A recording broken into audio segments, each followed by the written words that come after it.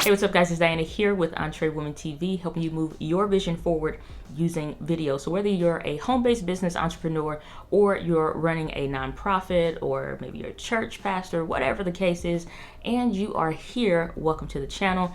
If you're into learning about video stuff, just to kind of help you, again, move whatever it is that you're doing, whatever vision or mission that you have for your business or for your organization forward using video, and make it look just a little bit more pretty than maybe with the phone or something like that, make sure you definitely consider subscribing. So it's no secret that on this channel, I love talking about camera stuff. I love talking about different gears and different things that I'm using or different things that are working that I'm showing for a client or I'm helping somebody out with, or whatever the case is. And I just love gear in general. I don't even need an excuse why I love technology stuff. But when it came to cameras more specifically, and those that I decide that I'm going to use or what I'm going to recommend to, again, whether that's one of you guys or a client or something like that, and they're trying to find what is the good camera for X, Y, and Z, most of the time it would be a Canon camera. And you guys know I have done just a plethora of Canon M50 videos just to learn all of the different ins and outs of how to use it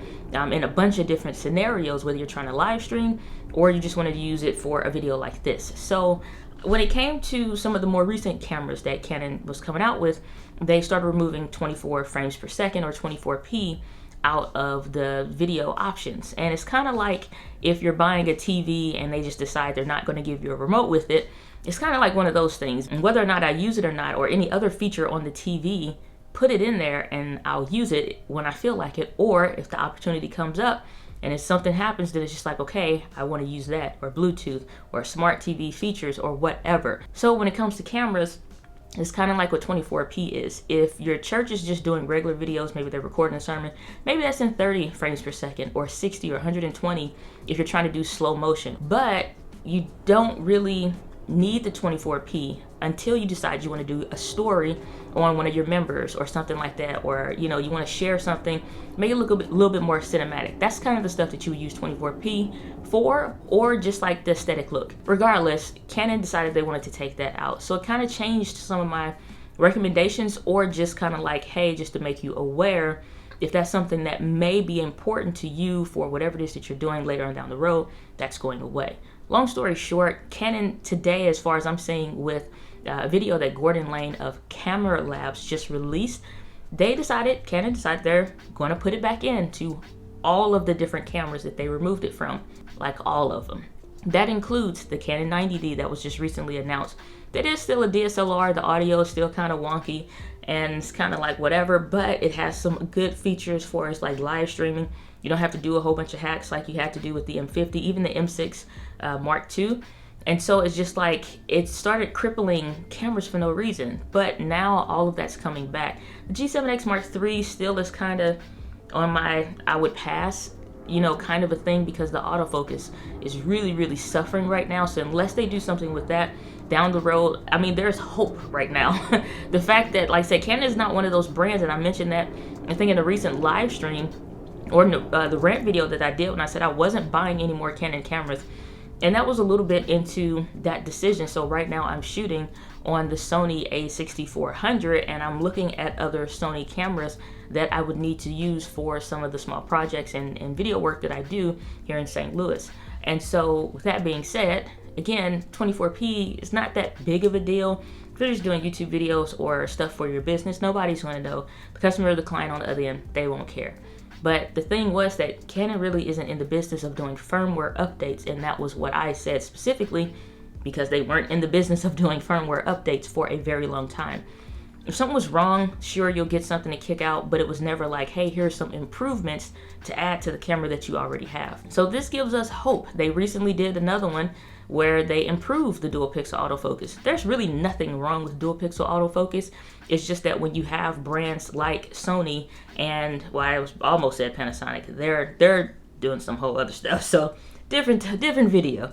But when you have brands like Sony, for example, doing the animal and human eye autofocus tracking, or having autofocus tracking like they're having here, it is like, it's insane. I recently had the opportunity to record the Grow with Video Live video event in Las Vegas, and that was incredible. And the cameras that we used were Sony cameras. And it's just because it was able to do a lot of the different things. You have to forgive, like, the airplanes are just going rampant right now. So, but we used Sony cameras, and good thing I had one, because I would know the menu systems and know how to use it and what to look for and things to change or whatever the case is. But it just kind of goes to show when it comes to stuff like unlimited recording, if you wanted to do an interview, like I did with my friend Joshua Verwers, and him and Jared of Vita Brownie, I'll link their channels up above. Definitely check that out, because they got some amazing vlog footage from that event, and just some really incredible stuff just to kind of encourage you and just to help you along the way. So I definitely check out their channels. I'll link that up above. But I use my Sony a6400, and it's like every camera has its give and take, things that are good and things that are bad. But I had a far better experience using this Sony a6400, even with its limitations, like not having the built-in in-body image stabilization.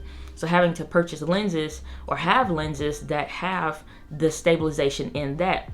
It's kind of the same way with Canon, but allegedly there is some patent leaks about them building out what their in-body image stabilization system is going to be. And if you don't know what any of those words mean, it just means it's going to be more stable. So you have a bunch of things that are wrong with different cameras, and every brand kind of does one thing well.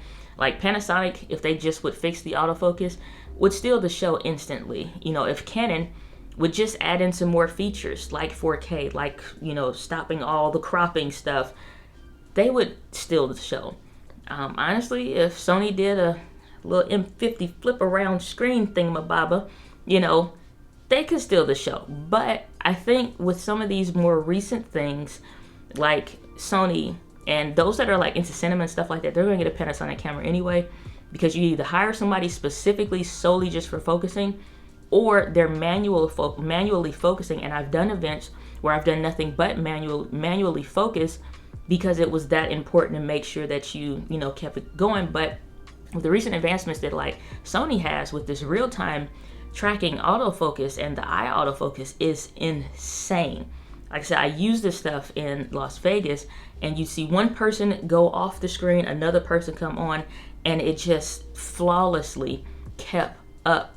It just, I'm amazed. I still have vlog footage that I need to, you know, finish putting together and upload to the channel, just to kind of like even just capture and share that experience for myself.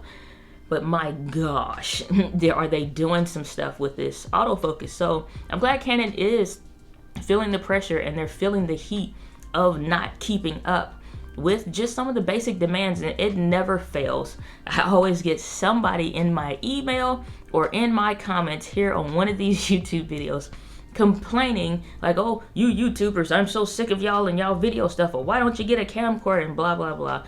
And it's just like, listen, it's not our fault that more people, your average everyday consumer or business owner or entrepreneur, needs certain things in a hybrid camera. That's why they're called hybrid. They do video and photo, both of them. So it's not our fault that if other brands are doing this and you have a preferred brand, like to this day, I still recommend Canon M50 cameras for the best bang for your buck camera. Like probably in 2020 will still be the same thing. That camera probably hit $400 to $430 next year. So it's just like, it'll be the best bang for your buck, period, because it's a good 1080p camera. You can do some manual focus with 4K if you need to, but I'm shooting in 4K right now with a kit lens on that Sony a6400, and it's like there's no crop.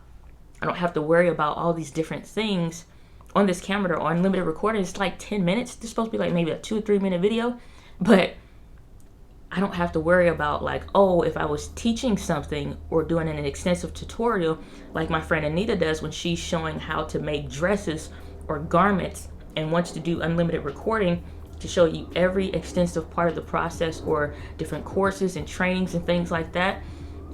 It's not always about, you know, just quote unquote YouTube videos. It's really about, again, helping somebody to share their vision using video, and we need gear to do that. So I'm glad that Canon is feeling the heat. I'm glad that their sales have taken a hit, because it makes them kind of shift their thinking even just a little bit for these small wins for those that will still buy a Canon camera. I think for me personally still, it'll help with being able to give you guys better recommendations. Like the RP, you know, it depends. I think that's back on the books though for me as far as recommendations. They do have some still weird cropping stuff that they're doing, or just weird crippling stuff that they're doing with the RP. But now that makes that a better buy for one of you guys that may need most of the features that's in that camera and not have to worry about what doesn't it have or what doesn't it offer comparative to something like this. So I don't know, let me know what you guys think down below. But with that, guys, live with passion, and I will see you in the next video.